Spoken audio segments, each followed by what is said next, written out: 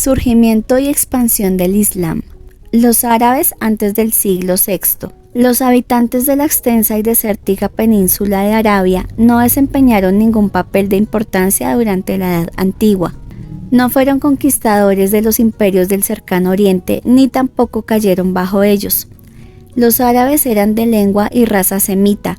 No estaban constituidos en nación, sino que se dividían en numerosas tribus. La mayoría eran beduinos o nómadas que recorrían el desierto con su ganado, atacándose unos a otros. Otros eran sedentarios, establecidos en ciudades junto a los oasis y montañas del oeste. Sus religiones eran una mezcla confusa de politeísmo, adoración a ídolos y objetos, e ideas asimiladas del judaísmo y el cristianismo. El culto más importante se rendía a la piedra negra, un aerolito, en el templo de la Kaaba, situado en la ciudad de la Meca. Esta era la principal ciudad de Arabia, por ser centro de reunión de las caravanas de mercaderes, y una rica tribu de ellos controlaba el culto y el gobierno de dicha ciudad. A pesar de la desunión, los árabes tenían la misma lengua y hacia el siglo VI existían fuertes tendencias a convertirse en una nación fuerte. Faltaba el caudillo que les diera el impulso, y ese caudillo fue Mahoma.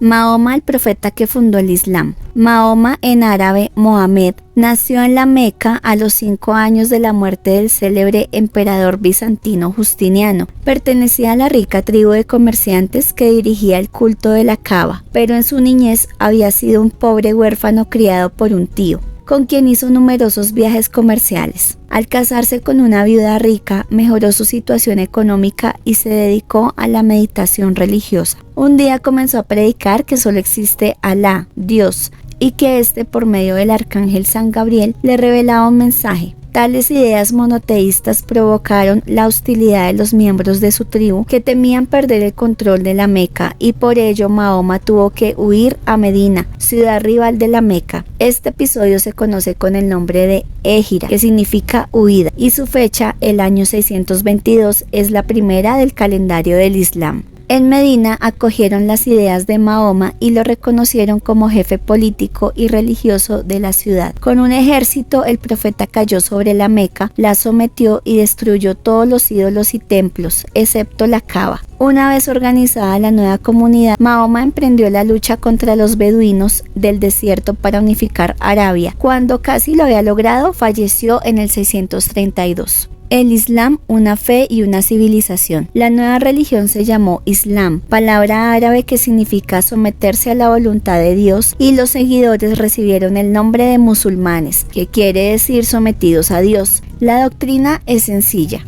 Solo hay un Dios, Alá, y Mahoma es su profeta. El musulmán debe orar 5 veces al día con el rostro dirigido hacia la ciudad sagrada de la Meca, ayunar 1 mes al año, dar limosnas a los pobres, obrar con rectitud e ir en peregrinación una vez en la vida a la Meca para besar la piedra negra de la Kaaba. A fin de imponer el Islam, Mahoma y sus discípulos predicaron también la guerra santa o combate contra los idólatras. El que muriera en ella se reuniría con Alá en el paraíso. La guerra santa atrajo a los rebeldes beduinos y canalizó su agresividad hacia la expansión conquistadora. En el islamismo se recogen numerosas creencias cristianas y judías como el monoteísmo, la inmortalidad del alma, el juicio, el infierno y el paraíso o cielo. Del judaísmo tomaron también el rechazo a la carne de cerdo y la prohibición de representar a Alá en estatuas y pinturas. Entre otras prohibiciones figura la bebida de vino y los juegos de azar. Pero a diferencia del judaísmo y el cristianismo,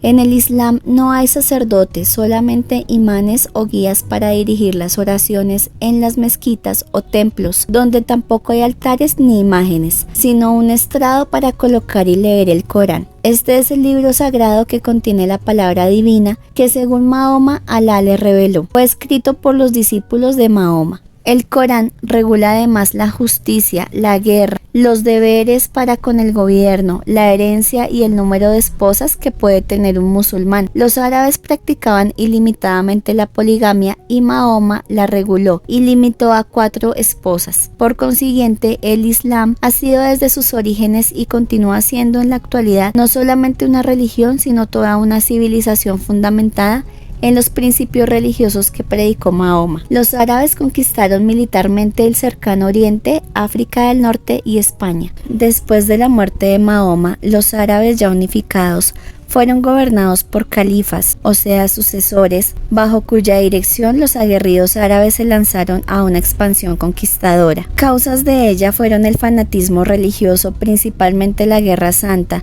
y el atractivo de tierras más fértiles. En 10 años se apoderaron de Palestina, Siria, Anatolia, Mesopotamia, Egipto y Persia. Los bizantinos perdieron estos territorios prácticamente sin resistencia. Igual sucedió en Persia, donde el imperio allí existente se derrumbó con facilidad. Poco después, la caballería árabe prosiguió impetuosamente sobre el norte de África, arrojando también de allí a los bizantinos sobre España en el 711, poniendo fin al reino de los visigodos, y continuaron sobre Francia, mientras otros ejércitos por el oriente sitiaban a la poderosa Constantinopla. Parecía que los árabes se adueñarían de toda Europa, pero fueron detenidos y rechazados en Constantinopla por los bizantinos y en Occidente por los francos, que los derrotaron en Poitiers en el 732. Así pues, bizantinos y francos impidieron que el Islam conquistara Europa. Con todo, a los 100 años de muerto Mahoma, los árabes dominaban desde el Atlántico hasta la India.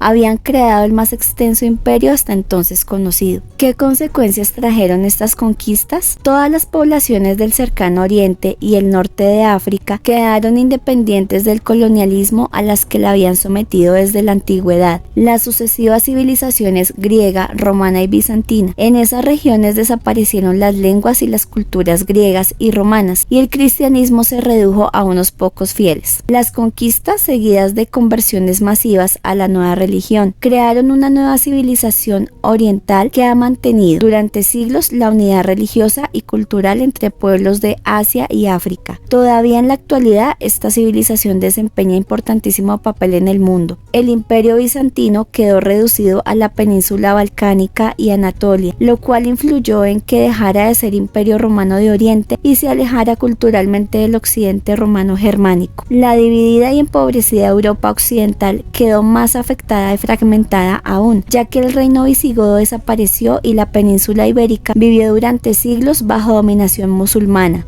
En cuanto a los pueblos de Francia e Italia, perdieron los restos de actividad marítima que les quedaban, acentuándose la agricultura como única fuente de riqueza. El mar Mediterráneo quedó dividido y dejó de ser un mar propiciador de unidad, como había sido hasta entonces. Las costas e islas del sur y del oriente permanecieron bajo control musulmán. Desde entonces y todavía en la actualidad, el norte de África se considera como parte del Medio Oriente, denominación que se le da al conjunto de países pertenecientes a la civilización musulmana, del apogeo a la decadencia. El imperio que crearon los árabes atravesó en la Edad Media 4 periodos. Los 4 primeros califas sucesores de Mahoma fueron escogidos por la comunidad islámica entre los familiares del profeta. El más célebre fue Omar, durante cuyo gobierno se llevó a cabo la relampagueante conquista del cercano Oriente. Al ser asesinado el último califa de la familia de Mahoma, en medio de luchas y discordias, Moavia el Omeya se proclamó califa, trasladó la capital a Damasco y continuó la expansión hasta España y el río Indo. Bajo los omeyas también se organizó el imperio, pero como los árabes no estaban preparados para gobernar y administrar tan extensos dominios, tuvieron que valerse de muchos funcionarios bizantinos, persas y de otras regiones sometidas. Dinastía de los Abasíes, del 750 a 1053. A mediados del siglo VIII, el califa Omeya y su familia fueron asesinados por los legitimistas o partidarios de que el califato fuera ejercido por descendientes de la familia del profeta. La revuelta dio el poder a Abul Abbas, quien descendía de un tío de Mahoma, iniciándose así una nueva dinastía que cambió la capital para Bagdad, en Mesopotamia, e hizo vivir el imperio su época de oro, sobre todo bajo el califa Harun al-Rashid, gran protector del comercio y las artes, pero hacia el siglo X el califato estaba desmembrado. España, el norte de África y Egipto se habían independizado. Los musulmanes de España crearon el califato de Córdoba y los de Egipto el califato del Cairo, de modo que la dinastía Abbaside terminó gobernando solamente en el llamado califato de Bagdad. Decadencia del siglo XI al XV. En 1053, los turcos invadieron el califato de Bagdad. Eran de origen mongoloide, muy belicosos y procedían del Turquestán, de ahí su nombre de turcos.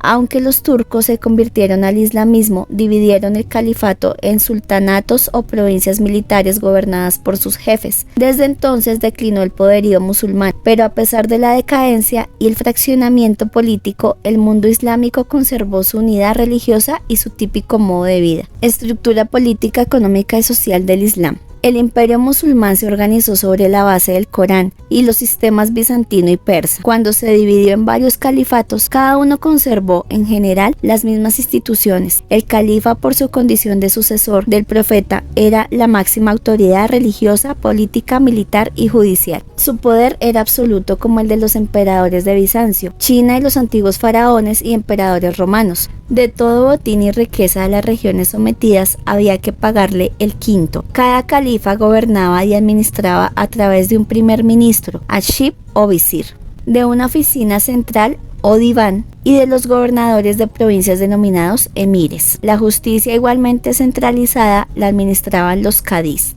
La sociedad quedó estratificada por la religión y la conquista en varios estamentos u órdenes, es decir, en grupos separados por disposiciones de la ley. En primer lugar estaban los musulmanes, o sea, los árabes, sirios y demás pueblos que abrazaron en sus orígenes el islamismo. Ellos ocupaban los altos cargos del ejército y el gobierno y disfrutaban de privilegios. Según los convertidos al Islam, muchos campesinos y pobres de las regiones conquistadas se hicieron musulmanes para mejorar su condición social. En tercer lugar quedaban los infieles, es decir, los cristianos y judíos a quienes el Islam les permitió profesar sus religiones a cambio del pago de impuesto especial, pero no podían desempeñar ningún cargo público. El Islam era tolerante con judíos y cristianos por ser también monoteístas, pero a los paganos e idólatras les exigía convertirse y si no, eran ejecutados. En el mundo islámico no se trabajó con esclavos, sino con campesinos libres o sujetos a servidumbre. Las grandes propiedades pertenecían a los jefes militares, si bien los infieles pudieron conservar sus tierras.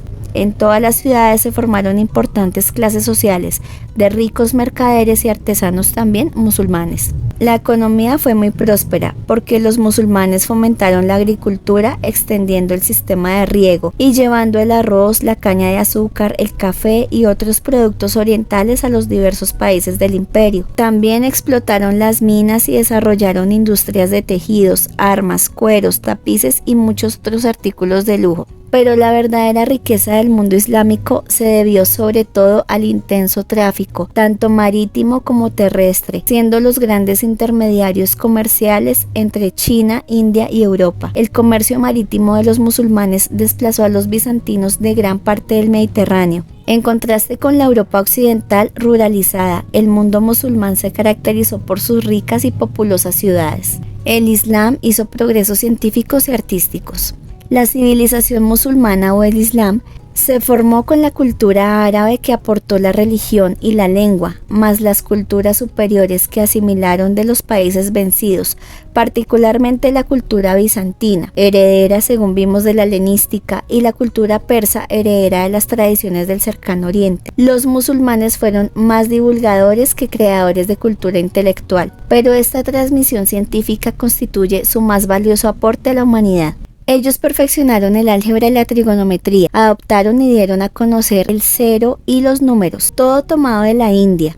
Estos números llamados arábigos pronto desplazaron el sistema de numeración romana en toda Europa. Gracias a los musulmanes, las invenciones chinas, el papel, la imprenta, pólvora y brújula, se difundieron por todo su mundo y por Europa, aunque a estas llegaron a finales del medioevo. Cultivaron con especial interés la medicina, la astronomía, la alquimia, precursora de la química, y la geografía, la historia, sobresaliendo en esta el sabio Ibn Khaldún. Los más intelectuales se dedicaron a traducir y comentar las obras del filósofo griego Aristóteles. Avicena y Averroes fueron los más notables filósofos árabes y el segundo hizo surgir el estudio de Aristóteles en España y en el resto de Europa.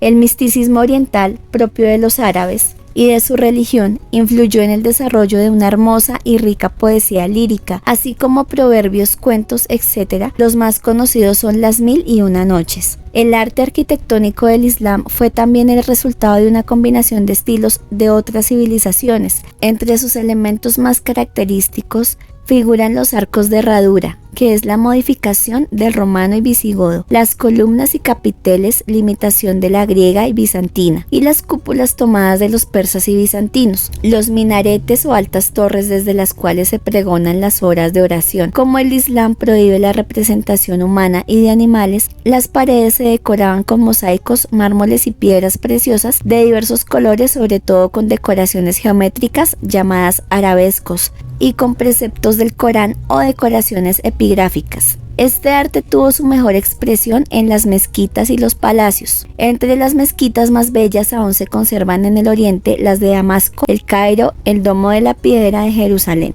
Los musulmanes influyeron grandemente en España. La conquista y dominación de la península ibérica por el Islam es de gran importancia histórica para Latinoamérica, ya que condicionaron y retrasaron la formación de España y Portugal. En el 711, los árabes vencieron a los visigodos, poniendo fin a su reino, y la península fue convertida en la provincia y emirato de Al-Ándalus, de donde deriva el nombre de Andalucía. La mayoría de la población romano-visigótica quedó sometida a recibir el nombre de mozárabe, pero pudo continuar profesando el cristianismo y conservando sus propiedades e incluso cierta autonomía de las ciudades. A su vez, los mozárabes llamaron moros a los musulmanes. Otros cristianos, en cambio, huyeron a las montañas del norte y se organizaron en pequeños reinos que iniciaron el proceso de lucha contra los musulmanes, conocido con el nombre de Reconquista. Esas luchas duraron 8 siglos y determinaron toda la evolución de la península ibérica durante la Edad Media.